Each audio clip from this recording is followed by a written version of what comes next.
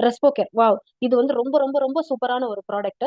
இந்த ப்ராடக்ட் நம்ம எடுக்கும்போது, நம்மளோட ஏர் பேஸ்ல இருக்கிற என்ன பிரச்சனையா இருந்தாலும் கிளியர் ஆயிடும். அதே மாதிரி நம்மளோட இம்யூனிட்டிய இன்கிரீஸ் பண்ணி கோல்டு, கஃப் இருந்ததுன்னா, அதெல்லாம் ரெடி பண்றதுக்கு ரொம்பவே சப்போர்ட்டிவா இருக்கும்.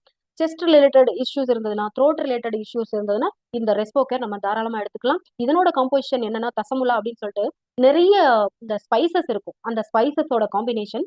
அதுக்கப்புறம் கண்டங்கத்திரி. கண்டங்கத்திரில எல்லாம் இருக்கிற விதைகள பார்த்தீங்கன்னா, ஈவன் கன்சீவ் ஆகாம இருப்பாங்க இல்லையா? ரொம்ப நாள்பட்ட கன்சீவ் ஆகாம இருக்கிறவங்களுக்கு கண்டங்கத்திரி அரைச்சு குடுப்பாங்க. சோ அதுக்குள்ள ஃபுல்லுமே ஸ்கின்னே இருக்காது. ஃபுல் அண்ட் ஃபுல் சீட்ஸ் தான் இருக்கும். கசப்பா இருக்கும். சோ அந்த மருத்துவ குணம் உள்ள இருக்கும்போது நம்ம ஏர்வேஸ் உண்மையாலுமே ரொம்ப ரிலீஃபா ஃபீல் பண்ணுவோம். அத நீங்க சின்ன வயசுலயே எப்பயாவது சாப்பிட்டு பார்த்திருந்தீங்கன்னா, அதனோட அ இது நிஜமாலுமே உங்களுக்கு புரியும். நான் சாப்பிட்டுருக்கேன்.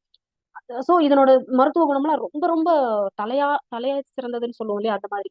அமிர்தவள்ளி, ஆடாதொடை, ஆ ஆ திப்பிலி, துளசி, இஞ்சி, மிளகு இதெல்லாம் கலந்தது தான் இந்த ரெஸ்போ கேர். சோ சூப்பரான ப்ராடக்ட். எல்லாருமே நீங்க வீட்ல வச்சுக்க வேண்டிய ஒரு ப்ராடக்ட்.